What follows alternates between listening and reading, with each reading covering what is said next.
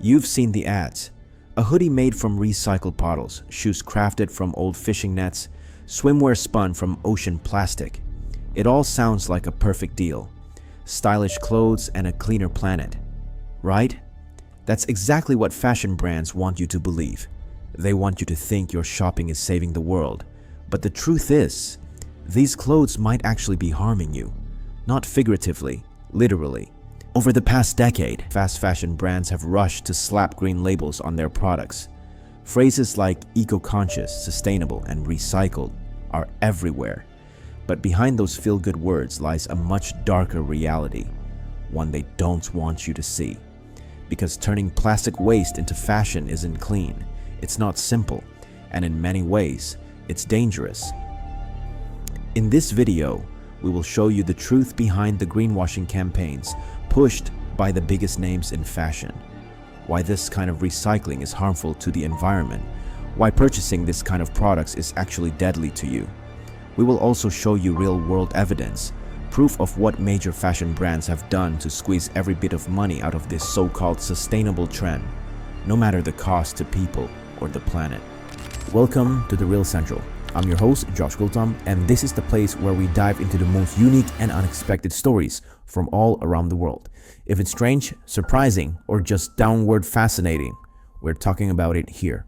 We are a new channel, so please subscribe to our channel and comment anything down below to push our channel higher.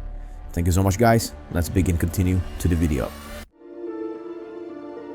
Distinguished guests, ladies and gentlemen, it is with great pride that I participate in The Great Pyramid is arguably the most enigmatic structure on the face of the earth.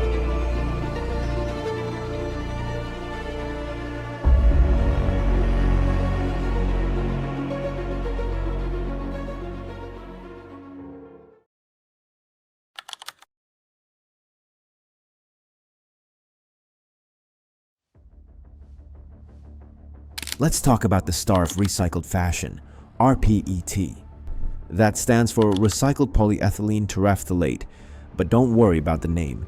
It just means plastic bottles turned into fabric. Sounds smart, right? Here's how it works. Old bottles get shredded into flakes, melted down, then spun into thread. That thread becomes t-shirts, jackets, sneakers, you name it. Fashion brands love to show off these products as proof they care about the planet. But there's a problem. This process is not as green as they say. First, it's called downcycling. The recycled fabric isn't as strong or clean as the original plastic. It can't be turned back into bottles again. And most clothes made from rPET can't be recycled a second time. So where do they go? Landfills or the ocean? Just like regular plastic. Second, making rPET still uses a lot of energy. Yes, maybe less than new plastic, but not by much.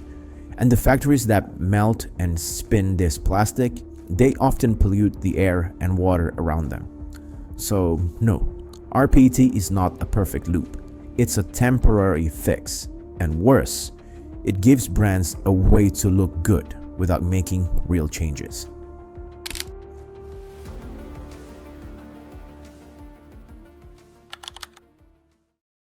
A new report is highlighting what it calls deceptive messaging from big oil and plastic companies about the plastics recycling process. Recycled plastic clothes might seem like a smart idea, but they come with an invisible danger: microplastics. These are tiny plastic fibers, often smaller than a grain of sand, and they're everywhere. When you wear rPET clothes, microplastics can rub off and settle in the air around you. You can breathe them in without even knowing. When you sweat, your skin can absorb chemicals carried by these tiny fibers. When you eat or drink, microplastics already in the environment can make their way into your body. Scientists have found them in seafood, salt, bottled water, even in fruits and vegetables.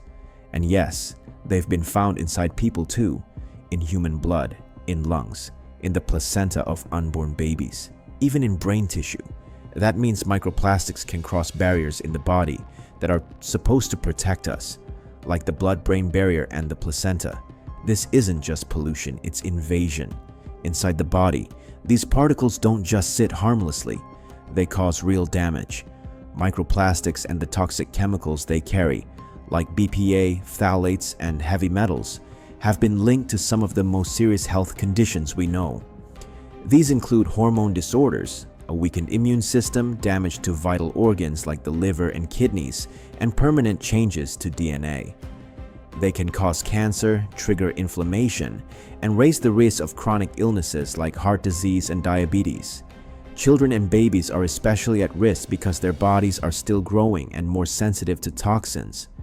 Early exposure can have lifelong effects, including developmental problems and long-term disease risks.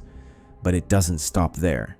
The biggest way these fibers spread is through our laundry. Every time rPET clothing is washed, it releases hundreds of thousands, sometimes millions, of microplastic fibers. These go straight into the wastewater system. But here's the catch. Wastewater treatment plants are not designed to filter out particles this small. Research shows that up to 90% of microplastics can escape these systems. Once they're out, they flow into rivers, lakes, and oceans. Fish and other marine life eat them. Plants absorb them through contaminated water. Then, they end up on our plates. The cycle continues. Plastic goes from clothes to water to nature and back into human bodies. This is the real price of green fashion. We thought recycling plastic into clothing would fix pollution. Instead, it turned our closets into silent delivery systems for microplastic contamination, affecting not just the planet, but our own health.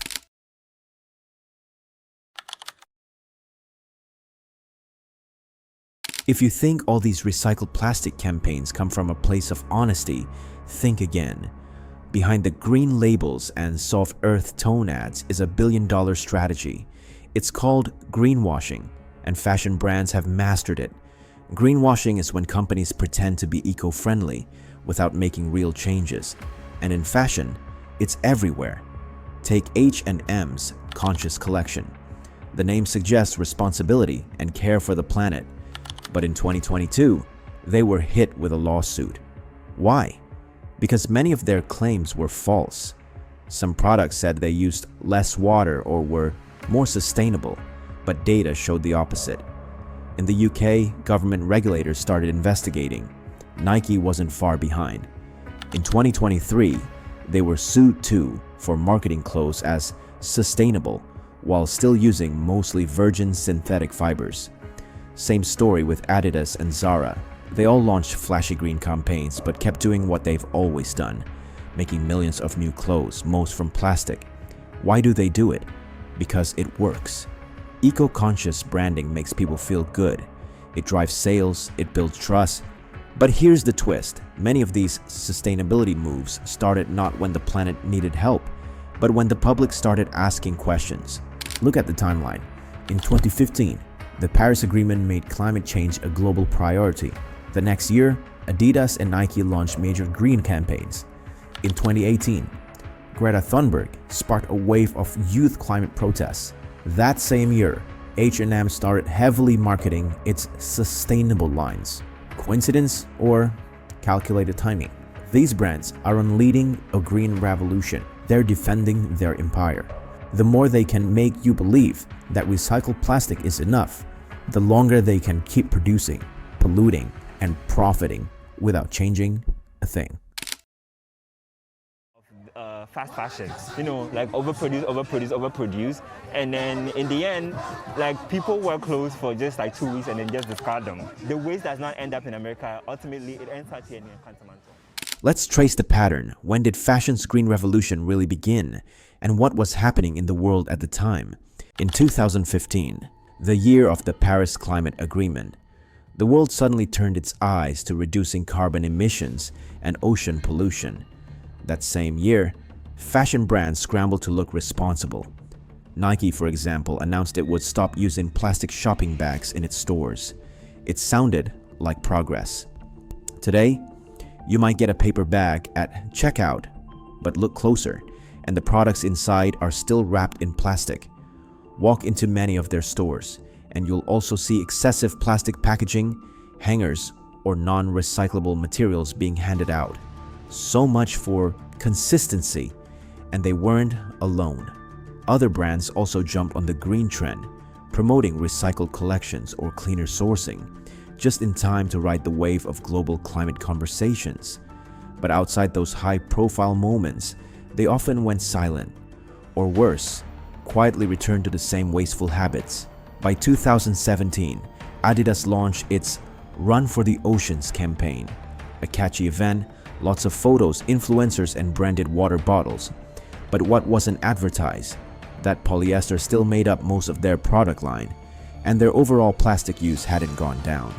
That same year, H&M launched A-Found, a resale site to look sustainable, while continuing to drop dozens of new collections a year. Then came the lawsuits. In 2022, H&M got hit with a class action case for misleading green claims. That same year, UK regulators launched investigations into ASOS, Boohoo, and H&M. Nike was sued too, and by 2025, Adidas faced legal action in Germany for falsely advertising climate neutrality. Most people don't realize this, but a product can be labeled recycled even if only 20% of its materials are actually recycled. The rest, up to 80%, can still be virgin plastic or regular synthetic fabric.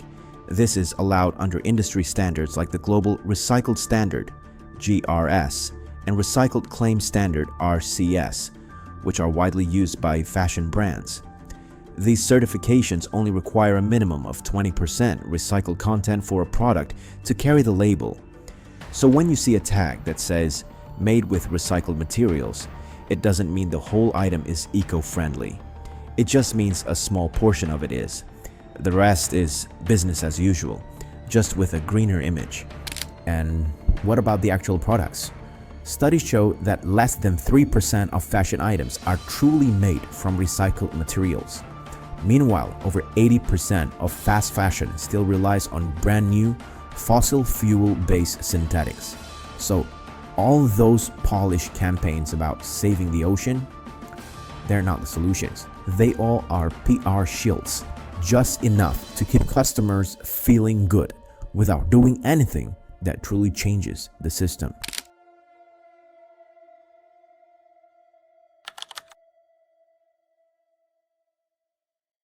It's not just clothes. The idea of recycling plastic into new, useful products has spread far beyond fashion. You've probably seen bricks made from plastic waste, roads paved with plastic, even houses built with plastic-based materials. At first glance, these seem like clever solutions. But here's what's missing from the headlines. Just like with rPET clothes, plastic bricks and roads also degrade over time. As they break down, under sunlight, pressure, or weather, they release microplastics into the environment. These particles get carried by wind and rain, contaminating soil, rivers, and oceans. And eventually, again, they find their way back to us. Plastic that becomes a wall in someone's house might seem harmless, but over time, microfibers can break free and circulate in the air. Think of how dust collects in your home. Now imagine that dust is full of invisible plastic particles. In some countries, using plastic bricks is seen as a win-win, recycling waste and building affordable homes. But there's little long-term research on how these materials affect indoor air quality, structural integrity, or human health. It's another quick fix with hidden risks. The same dilemma returns. We are not solving the plastic crisis. We are changing its shape. Turning trash into buildings or pavement might delay the problem, but it doesn't erase it. These solutions are just new ways to hide the same danger. The plastic still leaks, the toxins still spread, and the microplastics still end up inside us. If you like this video and want to see more deep dives into more uni content, don't forget to click that like button. Don't forget to subscribe, and we've got more coming sooner or later. I'm your host, Josh Gultom. Thank you so much, guys, for watching. Goodbye.